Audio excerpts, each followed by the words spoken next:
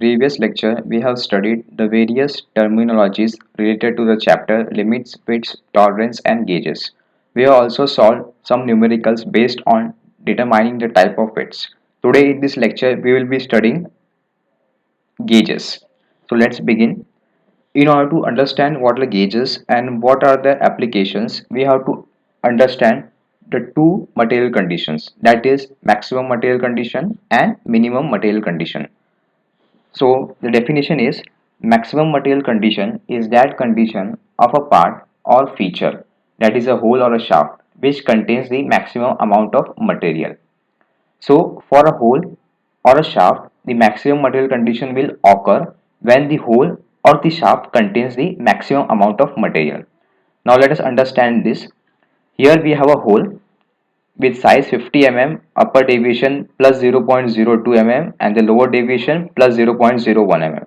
So the maximum size of the hole or the upper limit will be 50.02, whereas the minimum size of the hole or the lower limit of the hole will be 50.01. Now consider that initially we have a hole of diameter 50.01, that is a hole of minimum size. Now if we increase the diameter of this hole by performing boring operation, some amount of material will be removed and finally we will get the upper size, that is 50.02. So in order to increase the diameter from 50.01 to 50.02, some material was removed, or we can say some material was removed during the process of boring. So as the material was reduced, we can say that the maximum material was contained in this hole when the size of the hole was 50.01.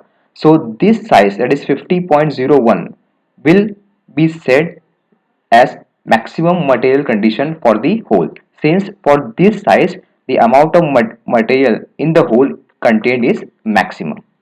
Similarly, consider this shaft. Again, the size of the shaft is 50 and the deviation is plus 0.02 of upper side and plus 0.01 on the lower side. So for this shaft, the maximum dimension or the maximum size will be 50.02 and the lower limit or the minimum size will be 50.01. Now during manufacturing of this shaft, first we will achieve the upper size, that is 50.02. When we perform some turning operation, some amount of material will be removed from this shaft and the diameter of the shaft will go on decreasing. Finally, we will achieve the lower limit or the minimum size of the shaft, that is 50.01. In order to decrease the diameter from 50.02 to 50.01, we have performed the turning operation, and during the turning operation some amount of material was removed from the shaft. So we can say that when the shaft was at the upper limit, that is 50.02, maximum amount of material was contained in this shaft, and as the diameter goes on reducing from 50.02 to 50.01, amount of material also goes on reducing. So for the shaft we can say that the shaft will have maximum amount of material when its diameter is 50.02. So it is given here, for a hole the maximum material condition will occur when the size of the hole is minimum, because when the size is increased from the lower limit to the upper limit, material is removed. So hole will have maximum material condition when the size of the hole is minimum. Similarly, for the shaft, the maximum material condition will occur when the size of the shaft is maximum. So maximum material condition for the hole occurs when the size of the hole is minimum, and maximum material condition for the shaft occurs when the size of the shaft is maximum. Now we will study least material condition or minimum material condition. Least material condition is that condition of a part or a feature which contains the least amount of material. Again the same example, when the size of the hole was increased from 50.01 to 50.02, amount of material was removed. So initially, before increasing the diameter of the hole was containing the maximum amount of material. But as the diameter of the hole is increased from 50.01 to 50.02, the material goes on removing. So as the material goes on removing, the size of the hole increases. So when the hole reaches the final size, that is the upper limit 50.02, that condition will be termed as the least material condition, since at that condition the amount of material inside the hole is minimum. Similarly, for the shaft, when the diameter is reduced from 50.02 to 50.01 by performing turning operation, then the amount of material goes on reducing. And finally, when the shaft size comes to 50.01, we can say that the amount of material contained in the shaft is minimum. So for the hole, the least material condition or the minimum material condition will occur when the size of the hole is maximum, whereas for the shaft, the minimum material condition or the least material condition will occur when the shaft size is minimum. Now we will study gauges. What are gauges? Gauges are inspection tools of rigid design without a scale, which are used to check the dimensions of a manufactured components. So gauges are tools that do not have scale on it. For example, if you want to check the diameter of a hole, inside diameter of a hole or outside diameter of a shaft, we use an instrument called as vernier caliper. But the vernier caliper has scales marked on it. So it will not be called as a gauge, because gauges are that tools which do not have a scale on it, and they are used to check the dimension of manufactured components. Gauges do not indicate the actual value of the dimension of the component. As said earlier, that when you check the diameter of a hole or the diameter of a shaft using a vernier caliper, the vernier caliper will show the exact value of the diameter. But for gauges, gauges never measure the actual value of the dimensions of a component. They are only used to check whether the inspected part has been made within the specified limits or not. So gauges are never used to measure the exact dimension of any component, that is a hole or a shaft. They are only used to check whether the manufactured component is lying within the specified limits or not. You know that for a hole and a shaft, always the upper limit and the lower limit are defined, because it is never possible to manufacture the hole or the shaft to the exact size. So the purpose of the gauge is to check whether the size of the component manufactured lies between the maximum size and the minimum size. Gauges are used in mass production where it is not practical and economical to measure the exact dimension of the feature. Now students, it is very well known that in order to measure the exact dimension, the amount of time required as well as the amount of inspection that has to be done is large, which is not economical. So wherever mass production is being done, gauges are used there to save time as well as to save cost of the manufactured product. So in short, the summary is that gauges are inspection tools which do not have any scales, and they never check the actual dimensions. They only check whether the manufactured components are within the specified limits or not, and they are always used in mass production system so as to reduce the cost and to save time. Limit gauges. Limit gauges are used to simply determine whether the part is inside or outside the tolerance zone. Now students, as the name itself suggests, limit gauges. These gauges will only determine whether the manufactured part is within the limits defined or not. The limit gauge neither measures a value of the dimensions nor shows the value of the error involved in the component. It simply checks that the part is correct or not. For example, you can see here that a shaft of basic diameter 50 mm has to be manufactured with upper deviation plus 0.02 and lower deviation plus 0.01. So the maximum size of the shaft will be 50.02 and the minimum size of the shaft will be 50.01. So when a limit gauge is used for measuring the dimension of the shaft, it will only check whether the shaft dimension is lying between 50.01 and 50.02. It will never give the exact value of the dimension of the shaft. It will just check whether the shaft size is between the limits, that is 50.01 and 50.02. Examples of limit gauges are plug gauge, ring gauge, snap gauge, etc. We will be studying these gauges further.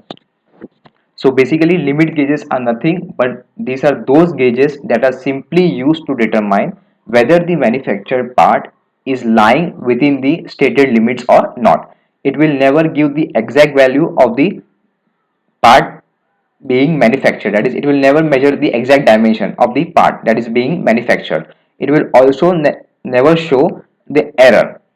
which is involved in the dimension. It just simply just checks whether the part is correct or not.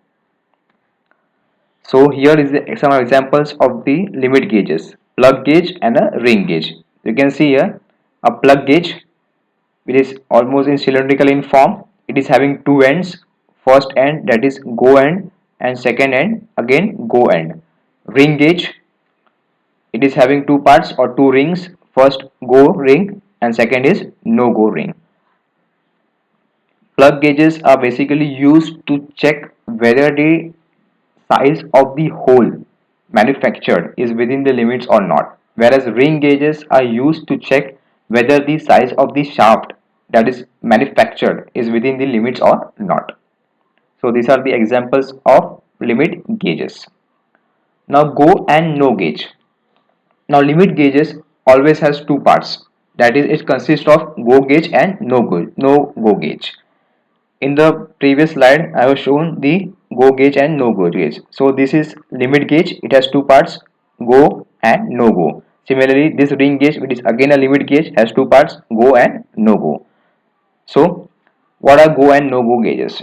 Two sets of limit gauges are necessary for checking the size of various parts, that is go limit gauge and no go limit gauge.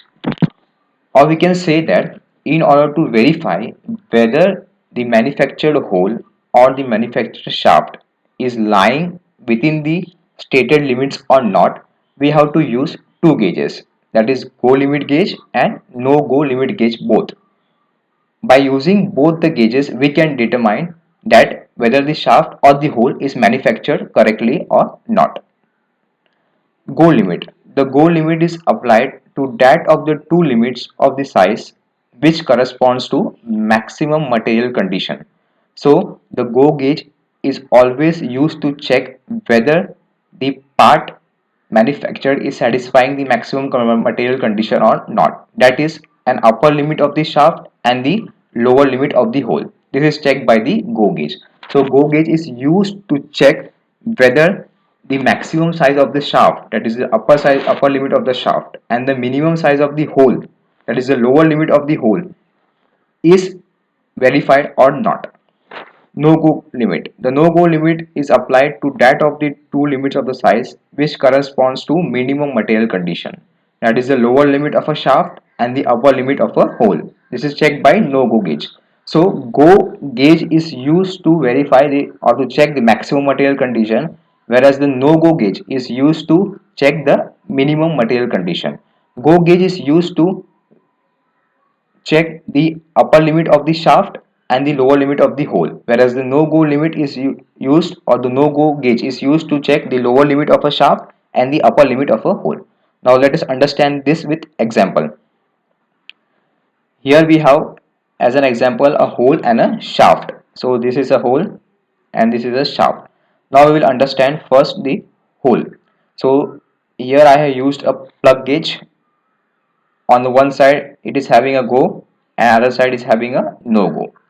Now this portion in the red color shows the tolerance zone for the hole, that is when the hole is being manufactured it should lie between this lower limit and this upper limit. So this line represents the minimum size of the hole, so minimum size, whereas this line, that is the upper line, represents the maximum size of the hole. Now in order to check whether this hole that is being manufactured is within the limits or not, we will insert the gauge inside the hole. So first we will insert the go end of the plug gauge inside the hole. If this go end passes through the hole, then we can say that the hole manufactured is correct. Similarly, in the next step, we will insert this no-go gauge inside the hole.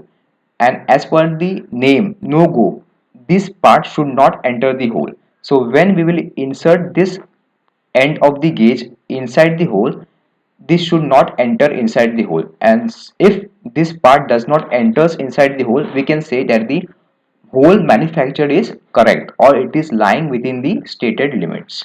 Again I am repeating, if the go end goes inside the hole, that is if it passes inside the hole, then we can say that the hole manufactured is right. Again we will check whether this end goes inside the hole or not, and If this hole does not goes inside the hole, we can say that the hole manufactured is right, that is, it lies within the stated limits. Similarly, for a shaft, in order to identify whether this shaft is manufactured within the limits or not, we will first insert this ring. This is a ring go gauge. We will insert this ring inside the shaft. If this ring passes through the shaft, it means that the shaft is manufactured correctly. Again, in the second step, we will check whether this ring goes inside the shaft or not. As per the name, this ring should not go inside the shaft. Now we will insert this ring, that is the no-go ring, inside the shaft, and if the shaft does not enters inside the ring, we can say that the shaft manufactured is correct, or it is lying within the stated limits. So in order to determine whether the size of the hole or the size of the shaft manufactured is lying within the stated limits or not, you have to check the hole by go as well as the no go gauge, and if both the gauges satisfy the condition, then we can say the hole manufactured is correct or the shaft manufactured is correct. If this gauge or the end go end passes through the hole, but the no go end that should not pass through the hole also passes through the hole, then we can say that this hole is not correct or is not manufactured within the stated limits. Similarly, if this shaft passes through the go ring, and if this shaft or this ring also passes through the shaft, we can say that this shaft is not manufactured accurately. So the part that is being manufactured, that is the hole or the shaft, to satisfy the dimensions when it is checked by both the go and no go edges.